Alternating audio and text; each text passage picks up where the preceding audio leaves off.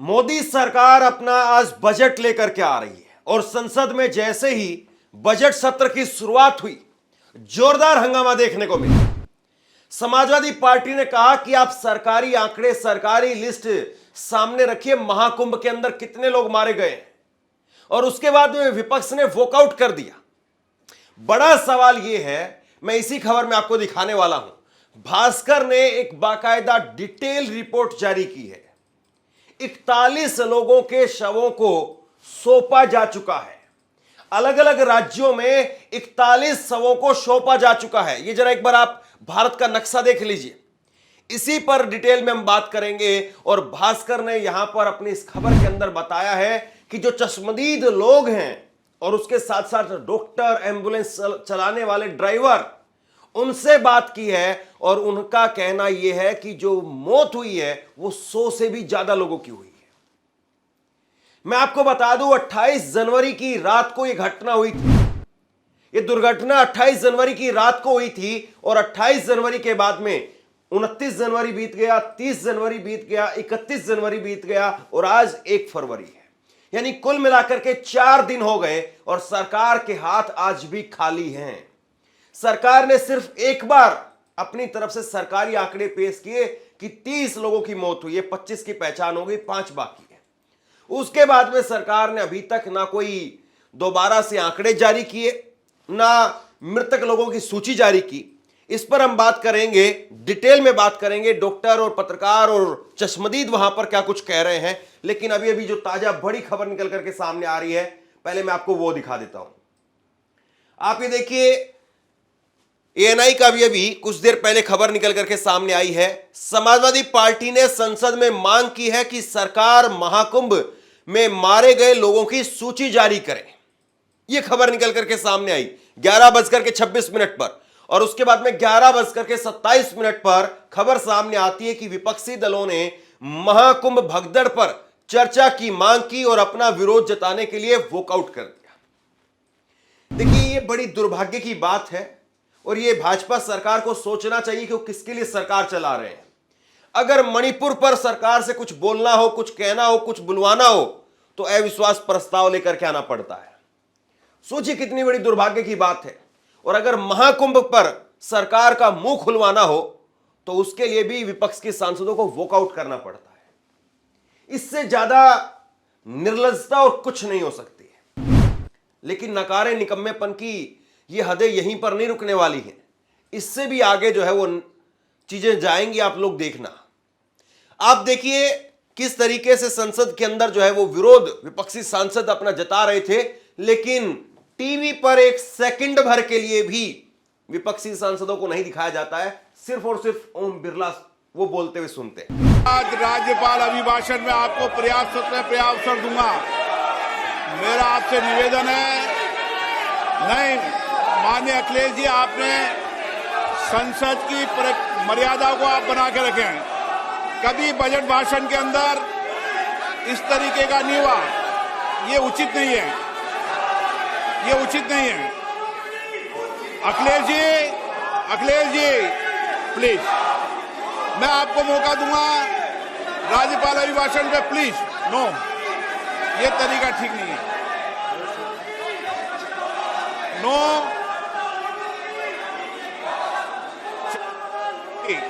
राज्यपाल अभिभाषण पर चर्चा होगी। नो तरीका। बताइए इसको क्या कहा जाए। अखिलेश यादव का बयान आया। अखिलेश यादव ने कहा कि आज बजट आ रहा है, बजट लोगों को मायूस न करे। बजट से ज्यादा महत्वपूर्ण यह भी है कि अभी कुंभ में लोग अपनों की तलाश खोया पाया केंद्रों पर अलग अलग जगह पर जा रहे हैं।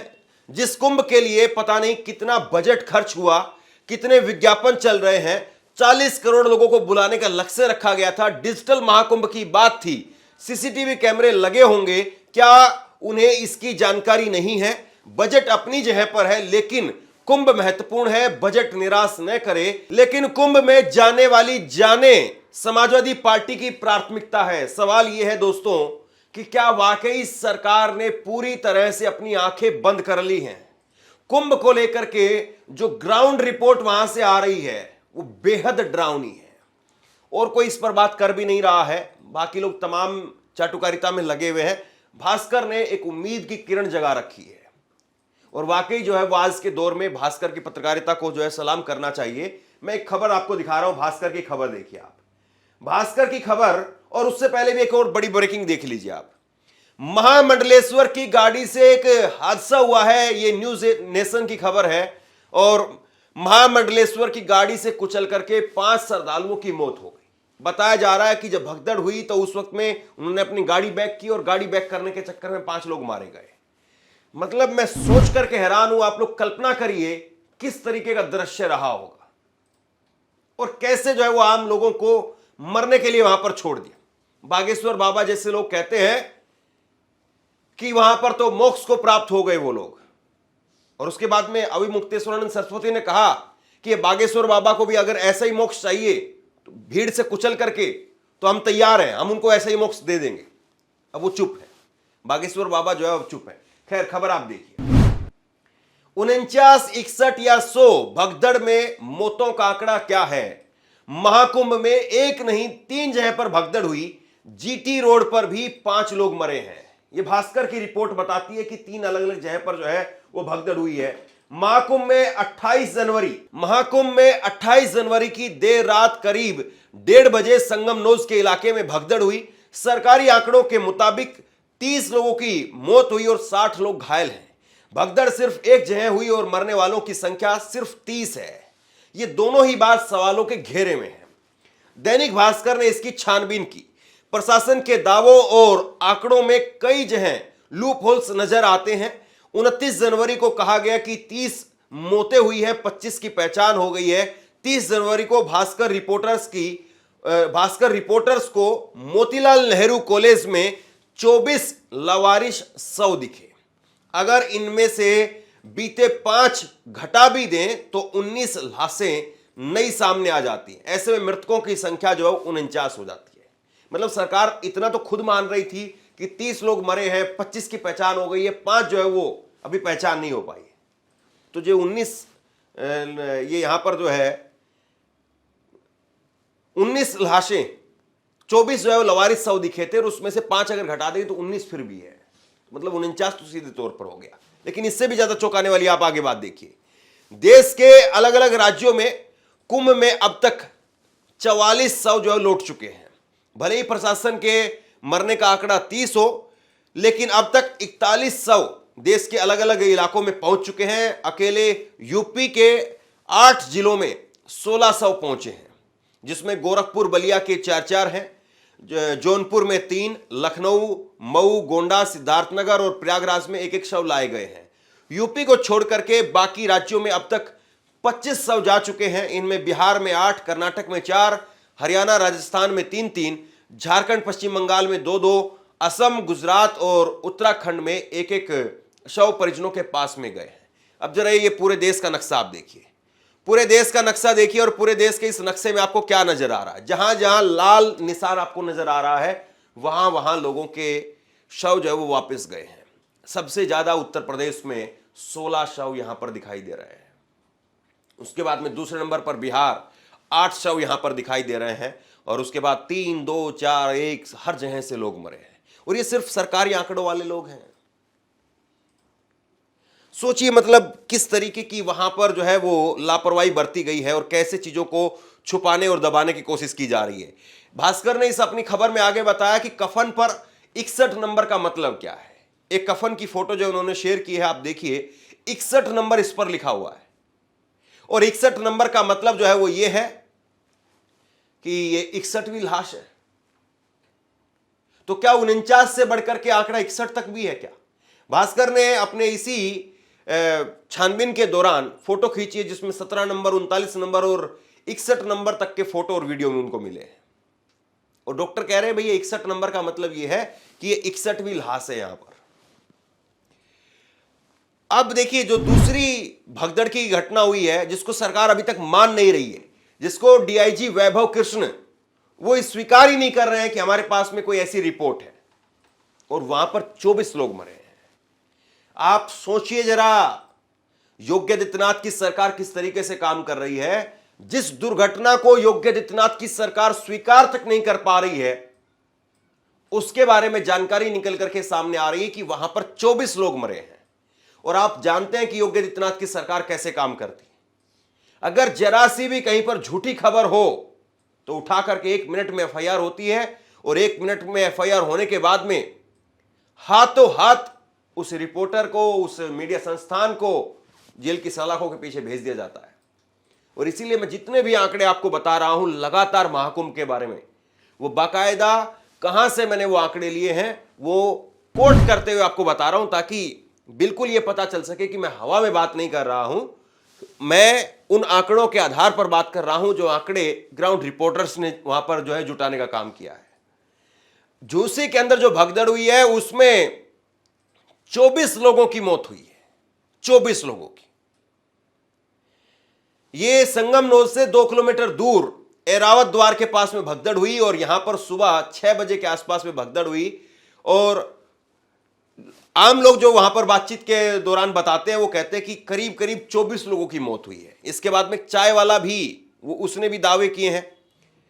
चाय वाला एरावत द्वार पर एक चाय दुकानदार ने बताया कि भगदड़ के बाद में उनकी दुकान के बाहर ही 5 लाशें पड़ी थी। अब किसी दुकानदार में इतनी हिम्मत नहीं होती है कि वो अपने मुंह से इतनी बड़ी झूठ बोल देगा। लाश के बारे में बात करना आप समझते हैं कि कितनी बड़ी जिम्मेदारी का काम है। कोई आदमी अगर किसी से जाकर के पूछे कि यहां पर कोई झगड़ा हो रहा था क्या कल, कोई आदमी हां भरने के लिए तैयार नहीं होता है। आदमी सोचता है कि क्यों पचेड़े में फंसना है भाई, पता नहीं ये किसके आदमी है, कभी उल्टा मेरे को पीट देना। आदमी नहीं बोलता है। लेकिन एक दुकानदार, चाय दुकानदार, वो कह रहा है कि 5 लाशें तो मेरे यहां पर पड़ी हुई थी। सुनिए जरा, इनमें 4 महिलाएं थी, एक पुरुष था, और वो देख रहे हैं वहां पर कि भाई ये खत्म हो चुके हैं। अब एक आम आदमी क्या कर सकता है उसमें जब आदमी खत्म हो जाए। भीड़ ने उनकी पूरी दुकान लूट ली, 20 पेटी पानी की बोतलें उठा ले गए। उन्होंने बताया कि चौराहे पर 5 लाशें पड़ी थी, लोगों के कपड़े बिस्तर सब छूट गए। सेक्टर 2 के अंदर स्थित सेंट्रल हॉस्पिटल में महाकुंभ में मरने वालों की संख्या को लेकर के रिपोर्टर सचिन गुप्ता ने एम्बुलेंस ड्राइवर से बात की। एक एम्बुलेंस ड्राइवर का दावा है कि सेंट्रल हॉस्पिटल में करीब 90 से 100 लाशें आई हैं। अब एम्बुलेंस ड्राइवर जो है वो बखूबी इस बात को जानता है, समझता है कि वो कोई बात कह रहा है तो उस बात के मायने क्या है, पहली बात। और दूसरी बात, वो जानता है कि हां ये आदमी जिंदा है या मर गया है। एम्बुलेंस ड्राइवर को इतना अंदाजा जरूर रहता है। हो सकता है कि उसके जो बताने में 2, 4, 5 का आंकड़ा इधर उधर हो, लेकिन 90 से 100। और हर आदमी जानता है कि मेरी गाड़ी में 15 आए हैं, मेरी गाड़ी में 50 आए हैं, मेरी गाड़ी में जो है वो 6 चक्कर लगे हैं, उसमें 2-2 चक्कर, 2-2 आदमी कर करके इतने आदमी आए। सब जानते हैं और आपस में ड्राइवर्स बात करते हैं। और जब ऐसी कोई घटना होती है तो फोन पर जो है लोग बात ही करते रहते हैं। रमेश कहां हो, कितने लोग आए तुम्हारी गाड़ी में, सचिन कहां हो, लोग बात करते हैं। और उसी के आधार पर जो है बताया गया है। तो यह स्थिति है और इस तरह के हालात जो है बने हुए हैं। एम्बुलेंस ड्राइवर्स की माने तो 100 से ज्यादा जाने गई हैं। सेक्टर 20 में सेंट्रल हॉस्पिटल में रिपोर्टर ने यहां के 3 एम्बुलेंस ड्राइवरों से बात की। एक ड्राइवर ने दावा किया कि 29 जनवरी की तड़के हॉस्पिटल में पैर रखने की जगह नहीं थी।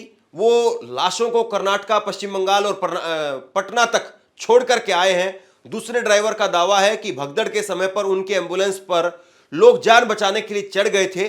उन्होंने कुछ बच्चों को बचा करके एम्बुलेंस में बैठा लिया।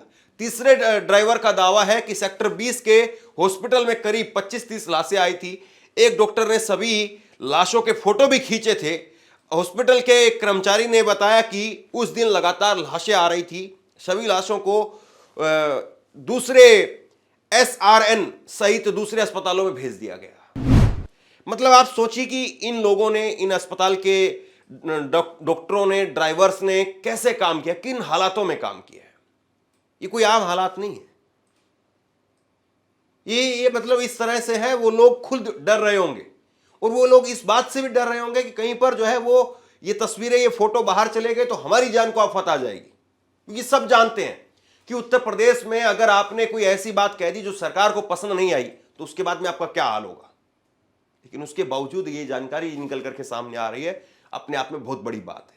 और संसद में इस बात पर चर्चा नहीं हो रही है। संसद में भी ओम बिरला ये नहीं कह रहे हैं कि चलिए 1 घंटा शुरुआत का आज बजट सेशन है, बजट आना है, जाहिर सी बात है जब बजट आता है तो बजट पर ही चर्चा होती है। लेकिन जब इतना बड़ा एक आयोजन हो रहा है और उस आयोजन को लेकर के देश भर का, क्योंकि ये अकेले उत्तर प्रदेश की बात नहीं है, ये जब देश भर का एक पूरा जो है वो चिंता का विषय बन गया है, तो उस पर कम से कम 10 मिनट, 15 मिनट, 20 मिनट, आधे घंटे के लिए वो समय मुकर्रर कर सकते थे कि हम आधा घंटा जो है वो इसके लिए डेडिकेट कर रहे हैं और आधे घंटे तक संबंधित मंत्री इस पर जवाब देंगे और उसके बाद में बजट सत्र पर बातचीत हो जाती। लेकिन फिर वही था ना कि हेडलाइन जो है वो बनती और हेडलाइन हमें वो बनवानी नहीं थी, और विपक्ष अगर वॉकआउट कर रहा है तो इसको हेडलाइन कौन बनाएगा, इस पर चर्चा कौन करेगा, बात इतनी सी है। तो बहरहाल जो कुछ है वो आपके सामने है। अब मैं इसमें क्या कहूं, जैसे ही कोई भी अपडेट निकल करके सामने आता है तुरंत आप तक लेकर के आऊंगा। और यकीन मानिए कि पिछले 3-4 दिनों से जब से ये खबर हम लोग पढ़ रहे हैं, आप लोग सुन रहे होंगे, आप लोग भी दुखी होंगे, हम लोग भी दुखी है। लेकिन क्या करें, जिन लोगों पर जिम्मेदारी थी, ऐसा लगता है कि उनको इस बात का अंदाजा ही नहीं था कि इस तरीके के हालात भी वहां पर होंगे। और जब अब हालात वहां पर हो गए हैं तो उनसे निपटने के लिए किन किन हथकंडों का इस्तेमाल किया जा रहा है आपके सामने है। शेयर कीजिए, आप क्या सोचते हैं नीचे कमेंट बॉक्स में लिख करके जरूर बताइए। बहुत बहुत धन्यवाद।